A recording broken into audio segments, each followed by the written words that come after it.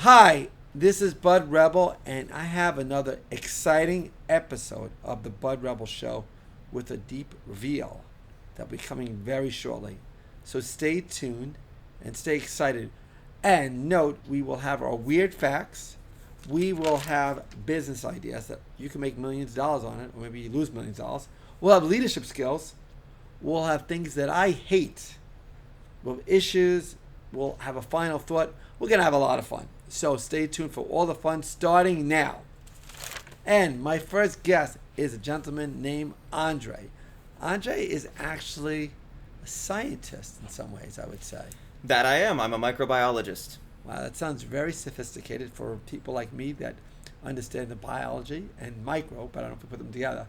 So tell me about where you got started with this and what it entails. With my career? Or yeah, microbiology. Nope, not talking about that yet. Nope, microbiology. Let's okay, go on sure. about that. Yeah, so microbiology is something I've always been interested since I was, well, I wouldn't say that. I liked biology when I was young. I loved learning about how things worked. I loved nature and learning about different systems.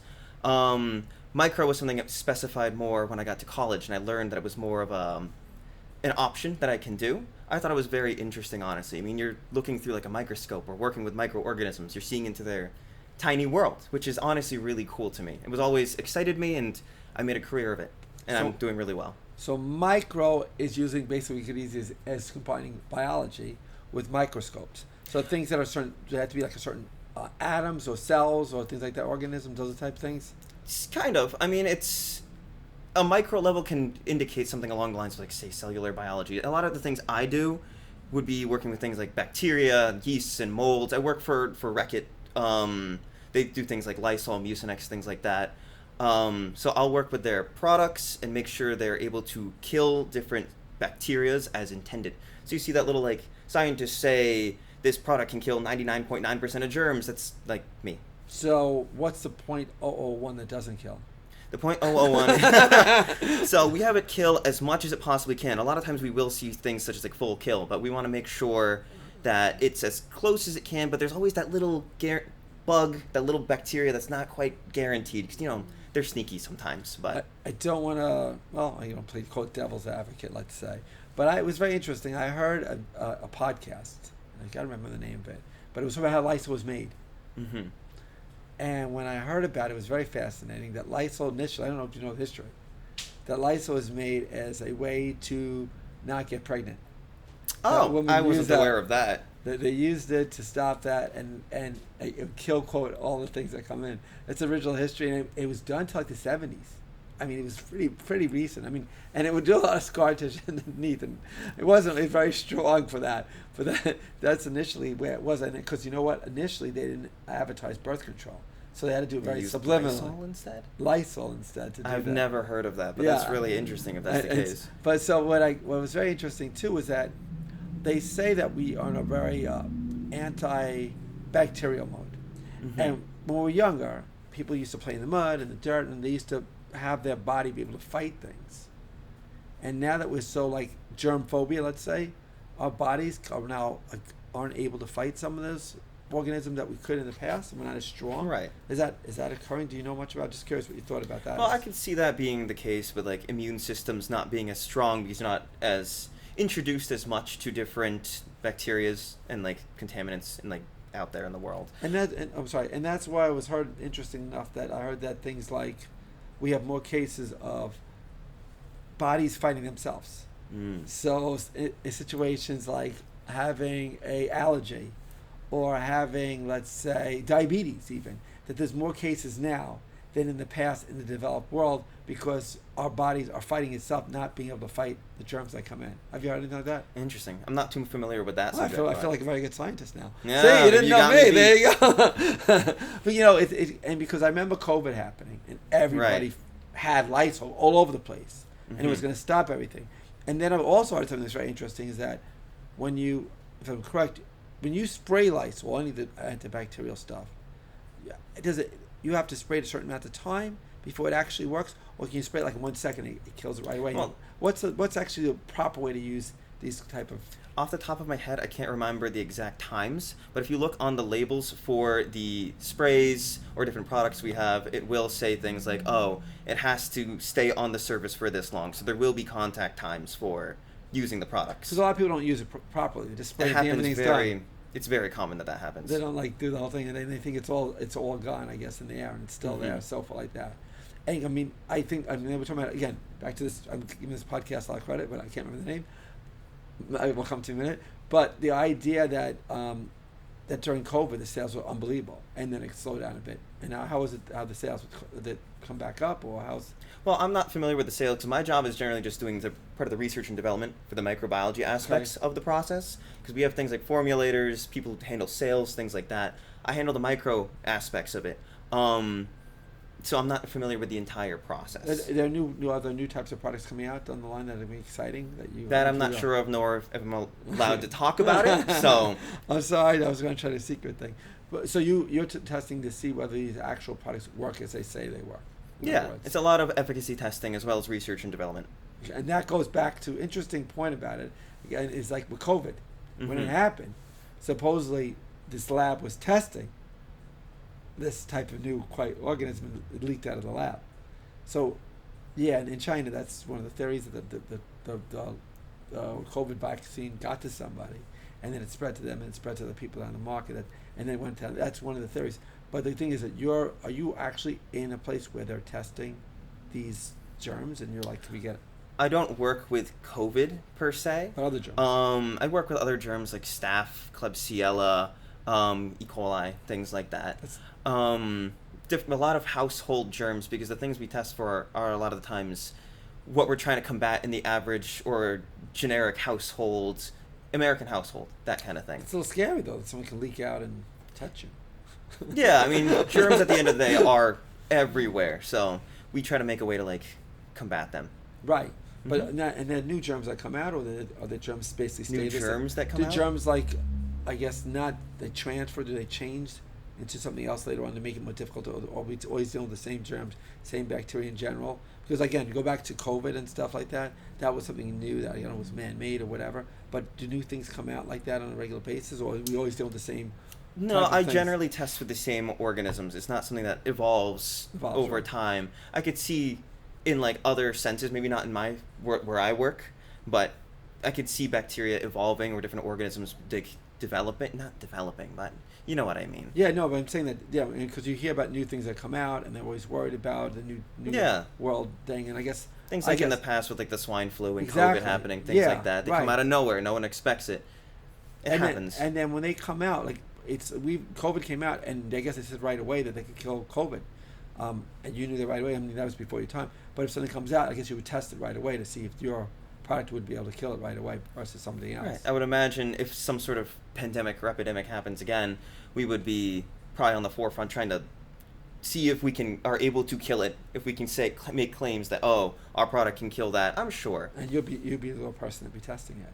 Maybe.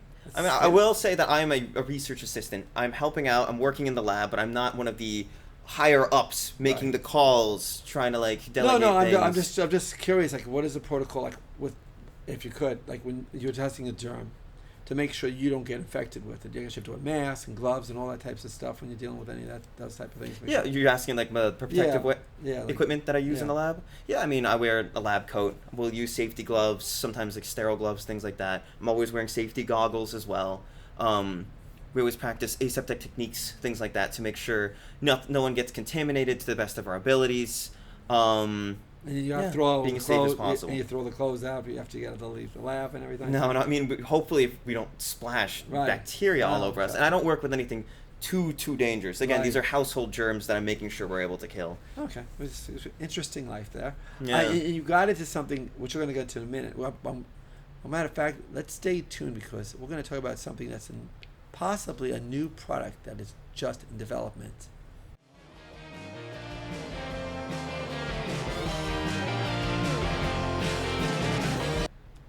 And we are back. And before I get to that, I like to do a little suspense. I want to give you a little weird fact for the day. Sure. Do you know in a place called Svalbard, I'm pronouncing it, there's a seed vault that contains the largest collection of seeds in the world? There's a vault There's a vault that has the largest collection of seeds. in the world. It's really interesting, actually. Yeah, I mean, because I always worry about pandemic and all these things that you worry about happens. They have this place, I guess, if the world like sort of ends and you have to get these seeds. I guess you would have to go to Svalbard and pick up the seeds to be able to regenerate all the plants that would be destroyed. In that Oh, was time. that why, in case of apocalypse, or is it I just? would guess. I don't know. I mean, it would be the place to go, I suppose. Yeah, You but- can get but- everything you possibly need. I think you might want to get like a little house then, in In case terms of things all- gardening, at least. Yeah, But, yeah. if anything's fall apart, at least you have it, and you can just plant something if you get hungry. You know, might be the place to be. Yeah. All right, one more interesting fact. Sure. I just have to tell this because I think this is wild. In World War II, Mm-hmm. the United States took 425,000 POWs, German POWs, and brought them to the United States, and a lot of them stayed. And I don't know what that means in World War II, that there are a whole bunch of Nazis, former Nazis that are in this country, and they were POWs. Well, I Now, hope prisoners. not. I hope not either. It's been a long time, but I didn't even know about that. I thought it was really wild. Okay, so let's go on to what we have here in a minute. Sure. You got into a special type of wine. Yes. And well, how did this come about, and tell us about it? So what we have here is mead. This is a type of honey wine that I have come to make at home. It's a hobby of mine. How did you like come about doing it, and why honey wine? And Right. So I think it all really stemmed from the Renaissance Fair, honestly. A lot of us have been there. You tasted the mead that they got there. But the trouble is, where I live at least, I have a lot of trouble. I can't find mead readily available to grab, just like drink at home sort of thing. 'Cause I do like it a lot from the fair. So my solution... excuse me, I'm sorry. The mead itself was a drink that was popular, I guess, in the Middle Ages. Than Yes. regular wine. So mead is made of not normal wine, which is usually made No. of grapes. It's a honey wine. So So no that's- grapes involved, no unless grapes. it adds. But generally, mead, the generic kind, is just honey, water, yeast, and any sort of additives. So that's kind of like the base of it, is honey, water, and yeast. And so this drink never really took off. I mean, till recently, it fell Right. out. It was really popular, I guess, in the Middle Age, and then somehow Mhm. it fell off. It fell off in the Middle Ages, I suppose. Yeah, I'm not too familiar with the exact history of it, but yeah, and it's not too popular a drink today, but it's starting to raise now in popularity. People are starting to really come into mead, both making it, tasting it, and things like the Renaissance Fair. It's becoming very popular. Well, the idea of honey is very Mhm. popular now because honey itself is considered to have some health benefits Right. that people like. I mean, wine is really healthy itself. So those are two pluses on that. I think, so go ahead and tell us more about it. So mead, you'd like the taste of it. You said, I'm just going to make this, Sure. basically. Yeah, so I really just enjoyed it. I can't find it more near where I live, so I decided I'm just going to make it myself. I did my research. I looked up what materials and equipment I would need, and I just went and bought it and got to work. Tried to figure it out myself, did all the research I could, and came out with these products. Now, how long does it take to make a mead product? It really depends on how I go about it. I'm learning to streamline and make the process faster. Ideally, it should take a month, but as you've seen, in some cases it can take longer. That's at least for a young mead. It can take as long as like a year even if you want to make a really nice aged mead and let it ferment fully. Really get those accentuate those flavors out.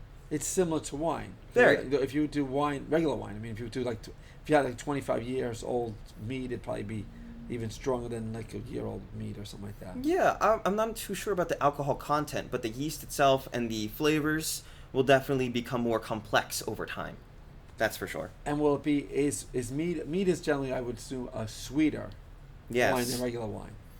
If you ever do manage to find it in a liquor store, you'll probably find it in the dessert wine section because it is a sweeter drink, but you can absolutely modify it and make it as you want. I've made meads that are more dry. I've made meads that are sweeter. Some that are more like even on the level of like beer sort of thing. Now, the people that are diabetic, you probably wouldn't recommend mead because probably they made it with honey. It's probably the sugar content's still very high. Right, but during the process of mead, while there's a lot of honey added, the honey and the sugars are converted into ethanol, so it's not necessarily a very high sugar content. So there's drier meads that I make aren't too unhealthy. I would say it's not as healthy as like a wine in the sense where it's like probably the sugar content's a little higher, But Well, again, it's not sugar. It's more like sugar, but it's honey. yes, Which it's is honey, elevated. and honey is absolutely a healthier, more natural sugar. All right. Before we get to another big reveal, I'm going to go into something else in a moment. So, I wanted to discuss leadership Right. and what it takes to be a great leader. Mhm. So, I think a great leader is someone like you, in a sense, someone who's Oh, thank you. innovative. Mhm. Finds a problem, finds an interesting solution. You couldn't get the drink, so you decide I'm going to make my own.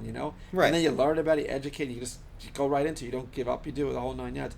And also the second attribution I would say is having that unpredictable and predictable angle. There's a certain amount of it's good to be predictable, but it's also know that you can do things a little off the base, so people don't always figure out what you're going to do. And this makes that, let's say you're a world leader and they think that you're going to do this, they do that, and you do something else, they don't know, so they'd be a little more scared to do bad things to you. So it's that ratio of predictability with unpredictability. It's not one or the other. Just complex, like the wine. There has to be a complex character, I guess, in leadership.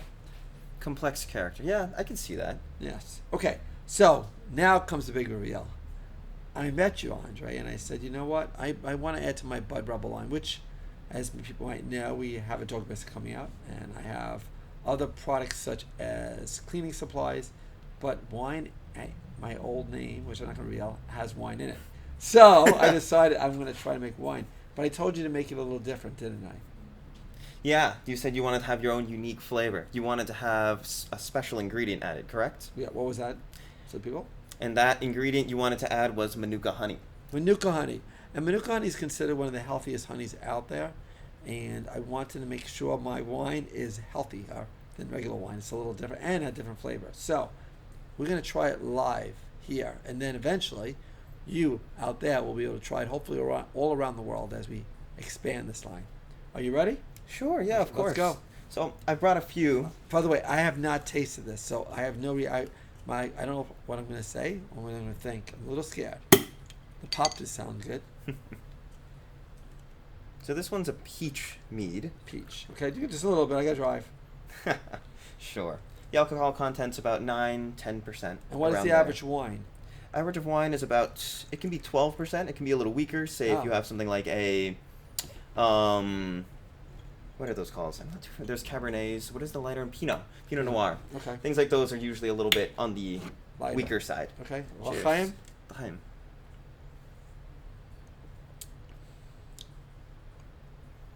I like the peach. It's nice. It's pretty solid. Yeah.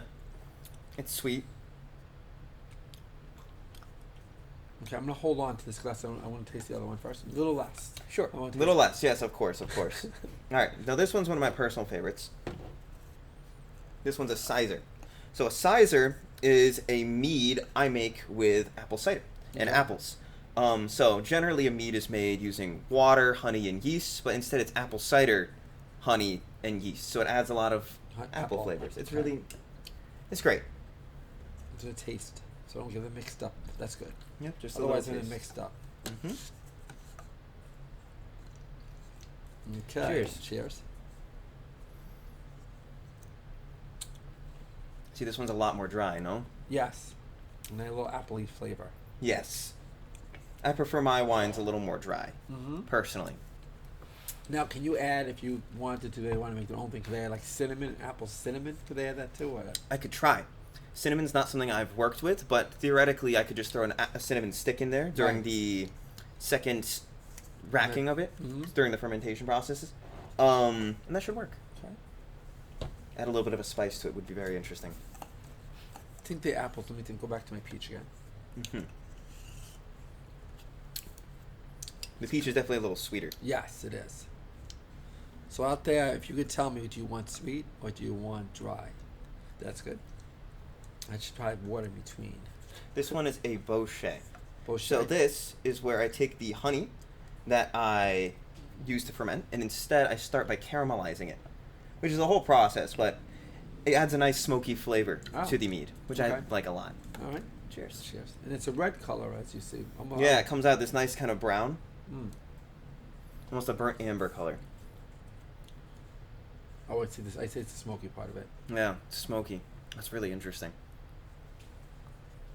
When you went to the fair, did you taste meats like these? Yeah, I tasted the meads, but they don't have a lot of options. They had regular mead, they had raspberry, but that was really it. Oh, really? Funny. Mhm. We're really revolutionizing the whole meat industry. Yeah, that's one of the things Is there I really anything else? love about it is how customizable it is. Okay. If I have an idea, I'm just like, let's just try it, throw it in there, see how it tastes And then different. one more? One more is my orange mead. Orange. So I just used this one. I used an orange blossom honey, as well as some oranges that I just threw in there with Okay. orange juice and whatnot. Right. This is orange one. Yep. So I just poured some orange mead. So this is the OJ mead that I made using orange blossom honey as So well this is a as killer one. orange. So this is the OJ mead. The Oh, OJ mead. This is made with a knife Cheers. they didn't find.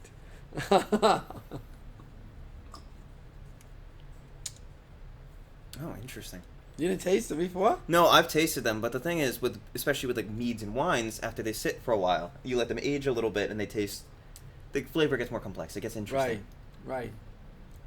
This is going to be very hard for me. I don't know much when it's going to have the quote Bud Rebel name on it. So I know you're not tasting out there, but if you have any thoughts, peach, orange, apple, and what was the fourth one? Bochet, caramelized honey. I'm gonna yeah. Okay. I think I like this one the best. You like this one the best? You like the orange? I think so. You're a citrus guy, huh? I think so. That or the peach.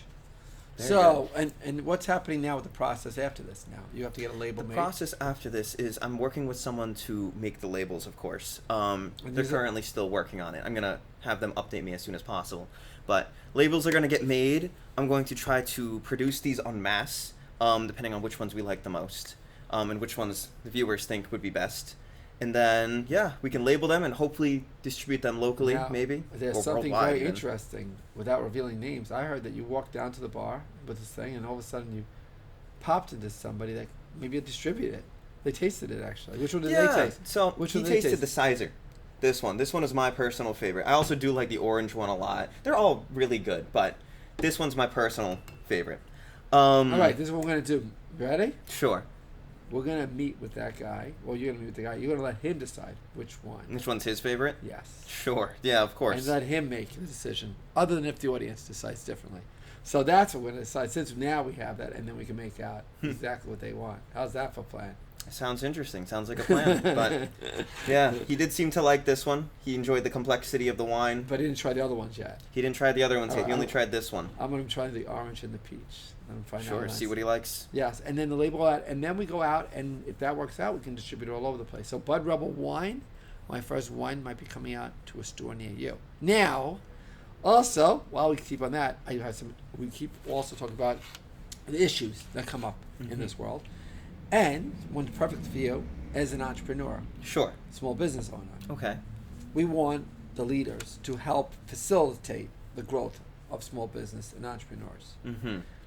What do you think about how government can either play a role or not play a role, and what type of things do you think would help a small business grow, and what would make it hurtful? How the government can help, or just Help how or hinder? a or small hinder? bus- Yeah, what things do you believe? I'm not small too business. sure. I would say Well, I'll give you one right here. How about if they put a lot of regulations on making this wine and make it much more complicated for That's the true. small business to come out? there is a lot of regulations when it comes to selling wine. We need to get the licensing and whatnot, make sure this is legal to sell. Have you done that yet? Working on it. We have a black market out there. All of this is in the works. Right. Okay. Yeah, we don't want to break any laws. I'm just joking. No, of course not. Because we're an IRS agent out there. But yeah, there's a lot of regulations when it comes to distributing like It's so alcohols and wines, liquor licenses, things like that. And it's just people who like me who like distribute and try to make a new product. new products themselves, especially alcohols. It can be a little bit hindering when it comes to that. Yes, and I think that's a concern about it. That taxes are a concern. Whether government makes it helps you and maybe giving loans at a lower rate or higher rate, things like that. And also the idea of you coming out with the wine, and then tomorrow somebody else stealing your idea because they have billions of dollars and you can't fight them in these big companies. There's different in whether how the government can, I don't want to say protect, but allow a small business to compete against the big companies. You know, the big companies out there can take over something so easily and get us rid of us very quickly. So how big government? So these are issues that you should take care of. Everyone should think about as the election comes closer to reality. Hmm. You know what I'm saying? Okay, so here's something things that I hate. What I think is I hate is, and I don't mean that, seeing homeless people. And what I mean by seeing homeless people is I'm very pro-life. And the idea that a Mm-hmm. human being is wasting on a street, dying or on drugs, or wasting with mental illness on the street in this country, when I believe God has created all of us for a special reason, really is something I hate. And I think there really shouldn't be anybody just wasting away. Right. Yeah. It's very sad to see people in the streets suffering.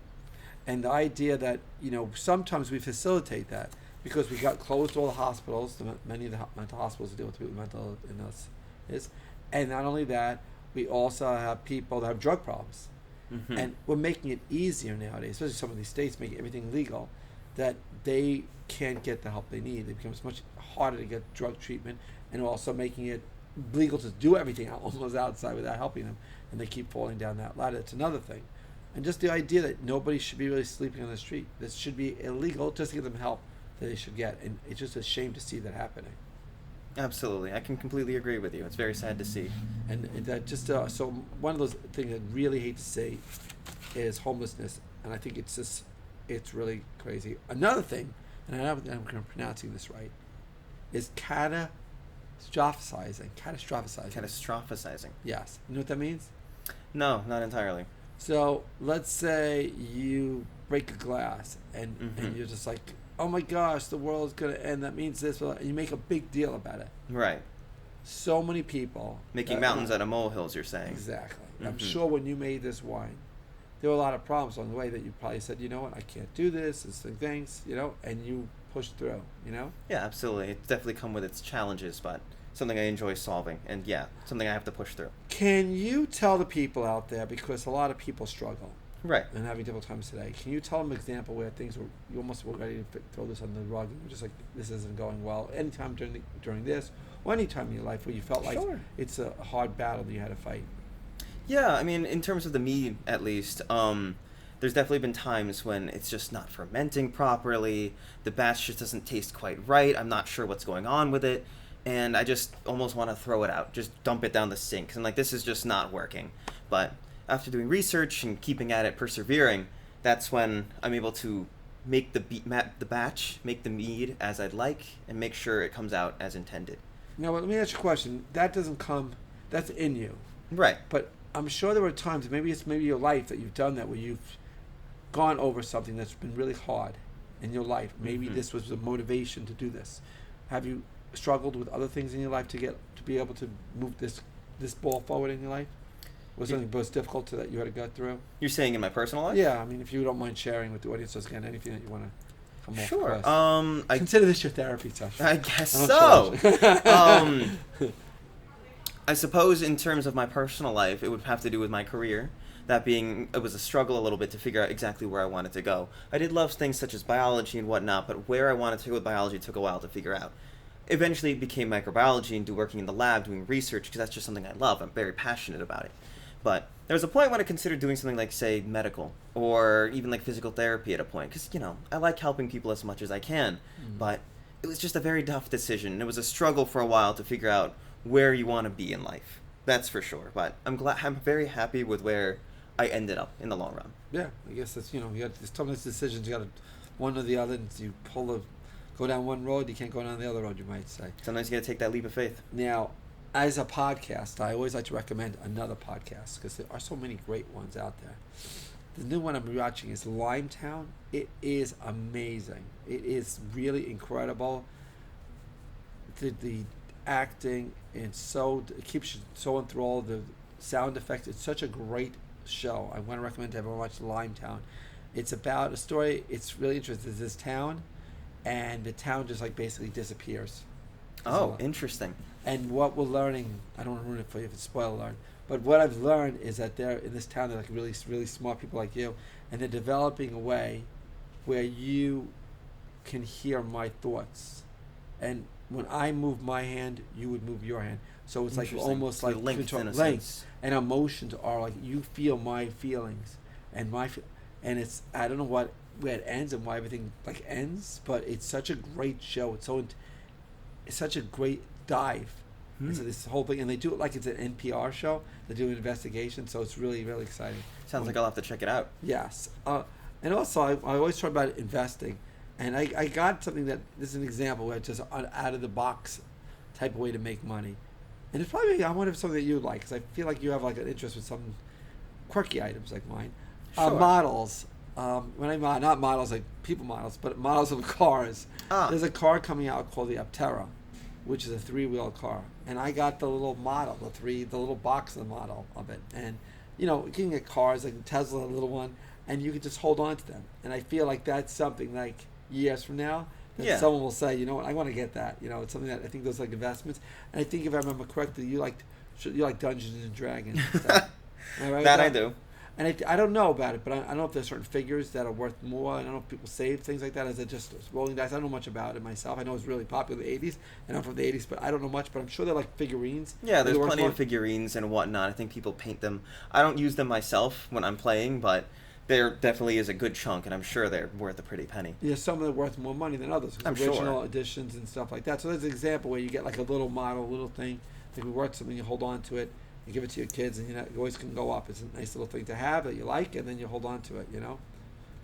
Here's a business idea that I'd want to discuss. That came up with mine that hopefully someday maybe I will develop it, or maybe someone outside there will help me develop it together. It's called Bread for Us. Bread for Us. Yeah, it's very interesting because I went to a pizza place a while ago that you make your own pizza to the point where you put your own sauce on, different cheese, or everything you want. They put on. I went out of business, but it was a great idea. I love the idea that you make it. And the same idea with Bread for Us. You would pick out, you want a croissant, you want a bagel, you want a baguette, whatever you want it. And then you would decide what you want on it or in it. To the point where poppy seeds, herbs, so forth, butter, cream cheese, and then they make it fresh just for you in the oven. So a custom pizza place. A custom bread place. Bread place. Pizza's bread. already bread. It could be pizza. No, it could be any sort of bread. Pizza's already done. Pizza's already done. I can't It's take that fair. idea. That's already done. But I mean, because you know what? I go out. There's a place near me that makes an everything croissant. Only one place I do. And I'm like, well, maybe this time I want maybe more onions, maybe more garlic. I can make it the way I want. So this croissant is exactly the way I want. And I want butter in the middle. I want this in the middle. They'll put it in exactly the way we want. I mean, would you go to a place like that? I think I would. That sounds like a great idea. I'm hungry just thinking about it, right? So am I.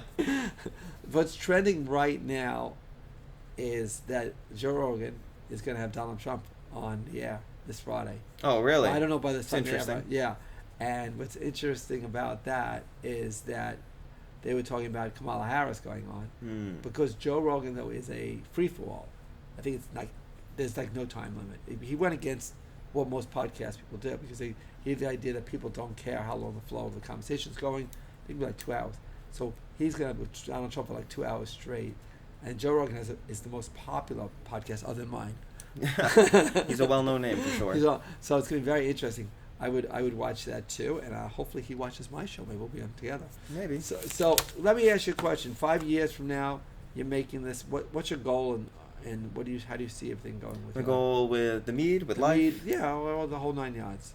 Well, in terms of the mead, I'm hoping that this will grow as a small business. I want to be able to sell and distribute, and maybe even locally, maybe even worldwide. Who knows? But if I can make this more en masse, make large quantities of mead, I think that would be a dream come true.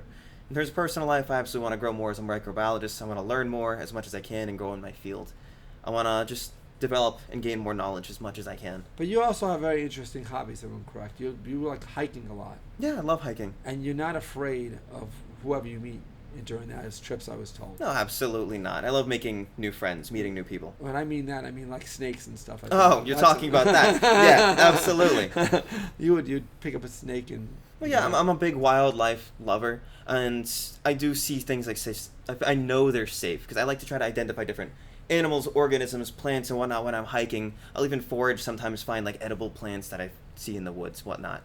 But in terms of the snakes and whatnot, yeah, I'd pick it up. It's not as scary as you think. You catch them in quick enough time to pick them up. They're pretty fast. No, they're surprisingly chill sometimes. They're just sitting around. They just let it happen. Let me pick them up. And when you go hiking, have you ever had any dangerous experiences? Anything interesting that came along? Dangerous, definitely almost falling a few times, especially when you're up in the mountains is always a scary experience, but I've never been attacked by any animals or anything like that. It's usually pretty safe. And I'm also very careful when I'm out in the woods. What's the longest hike that you went on? I am not too sure about that. I've definitely gone on Time-wise. more than time-wise. Let's say like 4 hours, 5 hours 4 maybe. hours, That's wow. not too long, And that's honestly. without a But cell phone? Well, we definitely lose cell phone coverage at a point, which gets a little scary.